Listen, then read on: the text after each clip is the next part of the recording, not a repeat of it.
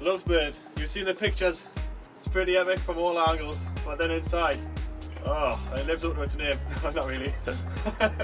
Well, I believe we're in the Lovebird because we're sharing the love. We're going around the world, but we're sharing the love, and that is why we're in the Lovebird. So the reason why we're videoing and making these video vlogs is because we want to remember this trip forever, because it's been the best trip of our life and we want to remember it forever. So we're making it for ourselves and also to communicate with the families at home, and if anyone else wants to watch it, bonus, but for us it's all about creating memories that last a lifetime through the vlogs. Community Stadium, like actually playing on the community's pitch, which is their equivalent to like Wembley, which was just incredible, and scoring a goal, come on. But then Bangor as well, like that place, like that was the pinnacle for me. It was the cherry on the cake. That was the part that really took my heart away for Africa, and like I've absolutely fell in love with the place, and I can't wait to go back. I think every day was pretty amazing, but to me the best things were the songs. So I love the songs in India about singing Galu Yuandani. That was immense. Like, we sang Galu Yuandani with so many kids, like every single kid would go through like Galu Yuandani, and then they'd take a second just to be like, what on earth is they? And then some of them reply, what? So that was great, and the music video was obviously making the Living the Dream video was class, and also making the One or Two video was amazing. So the official trailer has been released, and the expected movie release date should be about October. And this week we're going to do furious, strict training because we've kind of neglected it for 3 weeks because we've been visiting the amazing scenery and we've been in the Word and we've been spending time in quiet and peace, and yeah. But from now on this week we're doing strict filming to remake, to reenact the most incredible movie ever made, Lord of the Rings. So I wanted to shout out, so here it is.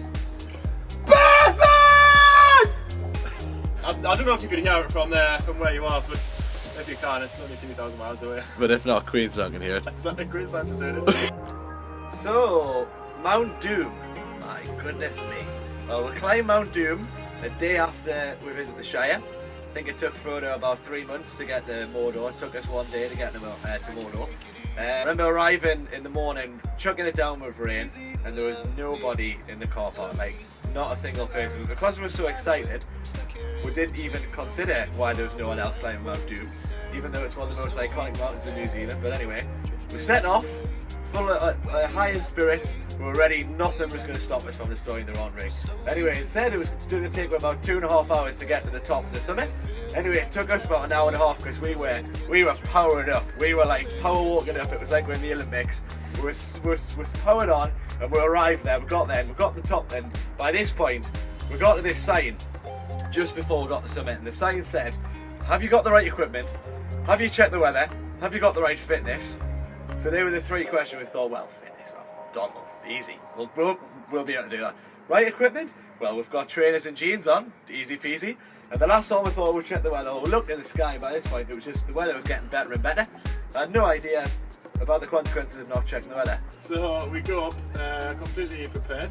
So as we were going down the top, it was getting more cloudy, it was getting more rainy, the wind was flying on our faces, it was so cold. So we got up to the point, and it said the peak in like 5 minutes around the corner. So we wasn't like get it. It was getting really cloudy, so like the visibility was almost like 5 meters in front of it, so it wasn't really good at all. But anyway, so we got the top, and obviously there wasn't much lava at that point as it started snowing. So there was a massive kind of like, let's call it a pit of snow. So it was pretty destructive. So that was obviously the perfect place to destroy the ring.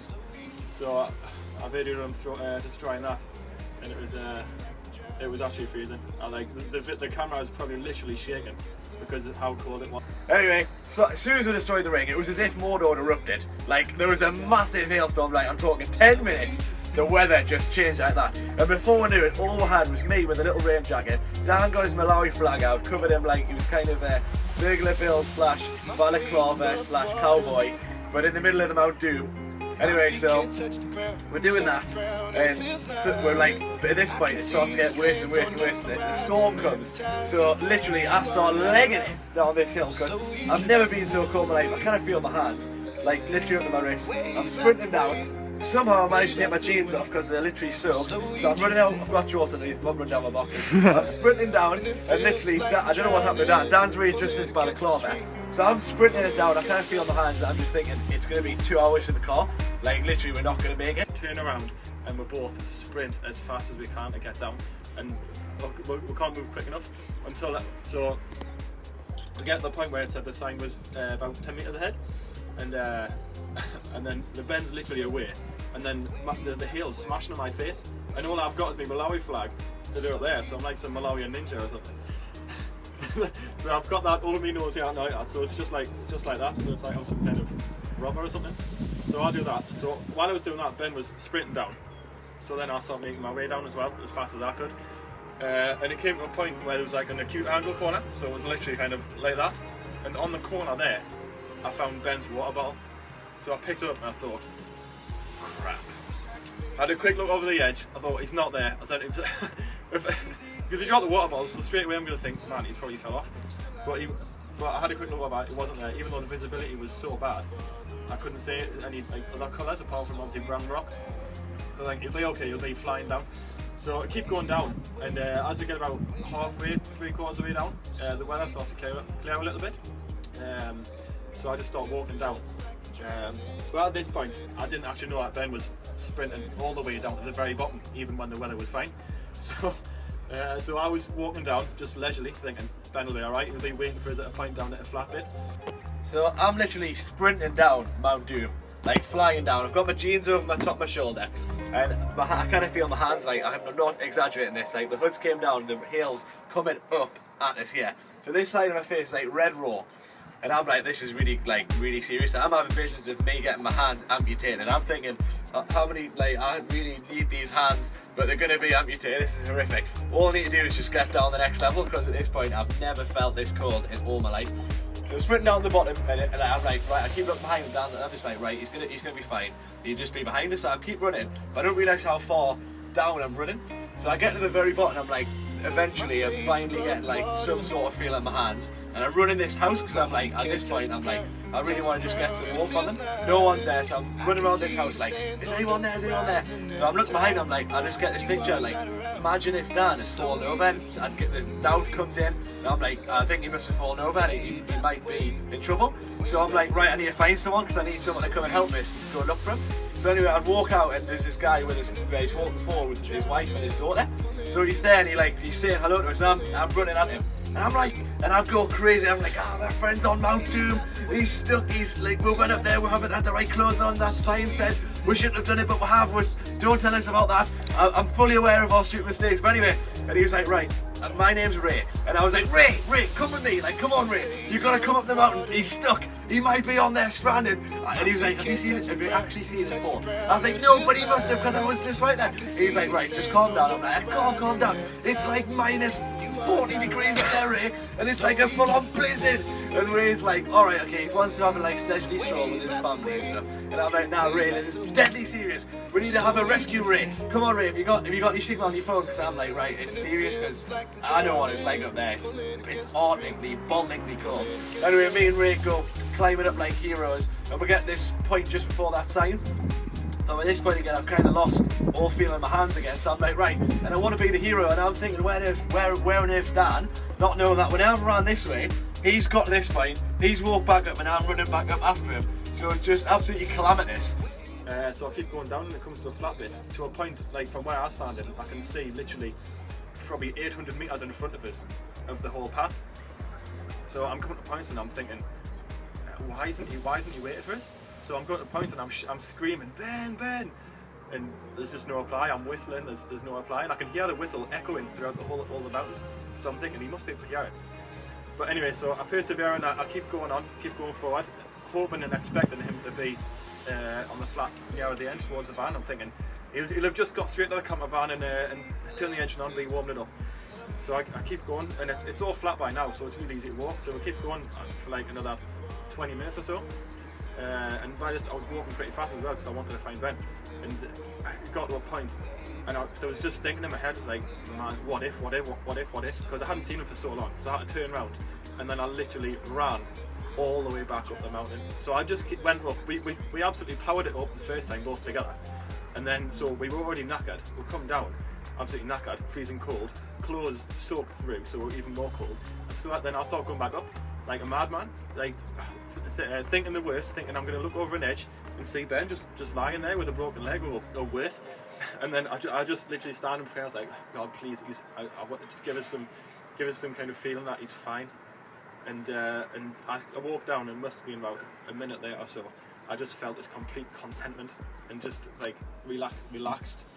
So then I literally just started strolling around, not worrying. I was like, he'll be at the bottom. He's just warming the car up. So we get to the bottom of this, and Ray's like, you're gonna have to get warmer, Ben, because by this point I'm shivering, I'm shaking, I'm like, I still kind of feel my hands. Eventually Ray gets signal. So for the first time in my life, just outside of a Portaloo, I ring 999, get through, and I start speaking, because they can't understand my Geordie accent. They're asking us to describe Dan, and I'm like panicking. I'm like, what's he wearing? He's like, tracksuit bottoms, and they're like, tracksuit bottoms. I'm like, yes, he's wearing tracksuit bottoms. And then they're like, what's he looking? I'm like, he's bald, And they're like, okay, he's bald, and he's asking us all sorts of questions, like what colour his eyes are. Now I've got no idea. There's like 20 minutes of questions, and at this point, right, Ray sends us into the Portaloo because he's like, you need to get warm, you're freezing. Ray takes over, and he's on the SOS. He gives all the details. Anyway, by this point, they're sending a helicopter. So I start walking down to a point, and by this point, I didn't know, obviously, what Ben had been doing as well, like how much he'd been talking about. So I was so content and relaxed by this point that my legs were killing.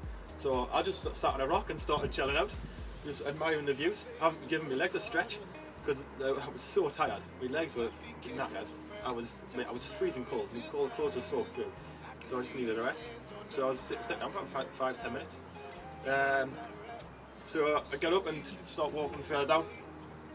So I'll go and sit in this Portaloo. So the helicopter's come in, Mount Rescue on the way.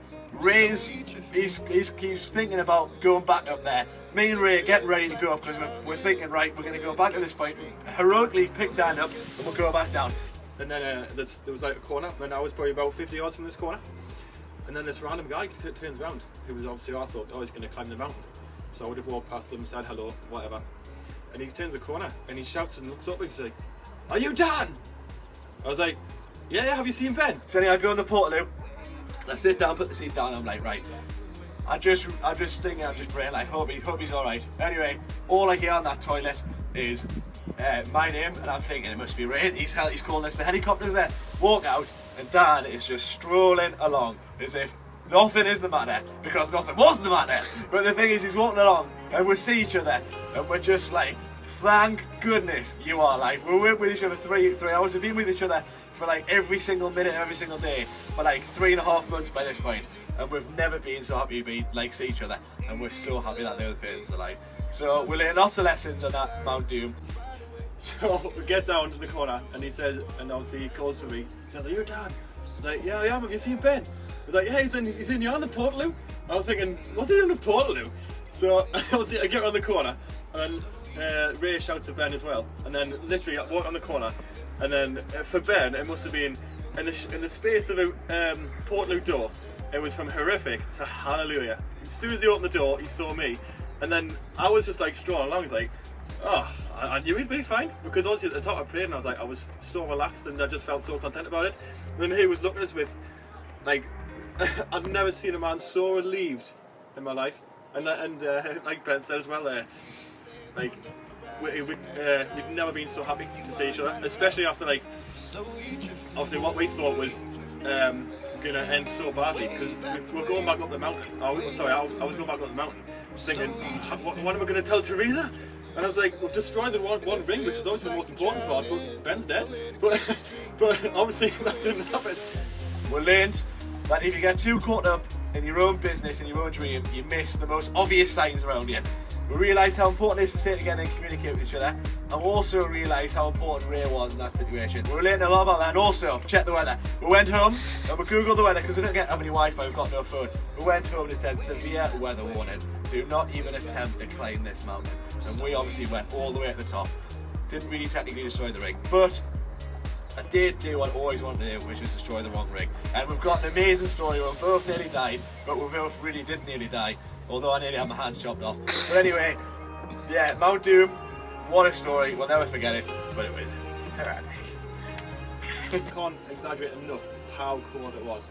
It was so cold, and we definitely weren't dressed for it, even though the sign said stop if you're not. We're definitely so we weren't dressed for it. So we'll get back to the van and just turn it up and try and get the heaters blasting on because we're so cold. So it was definitely a story to tell the grandkids. I almost died on Mount Doom trying to destroy the ring. Message from home. I actually am going to come back. I'm going to come back at some point because I'm going to run out of money unless you fancy keep on giving us loads of money. But yeah, I will come back, and I'm not really missing anything to be honest, but I am missing my closest family a little bit. Just like a message from home. Well, you can see from the videos how much fun and we're actually having and how much we're enjoying it and absolutely loving it. Literally from Africa to here. So you know we're safe, and yeah, we are living the dream.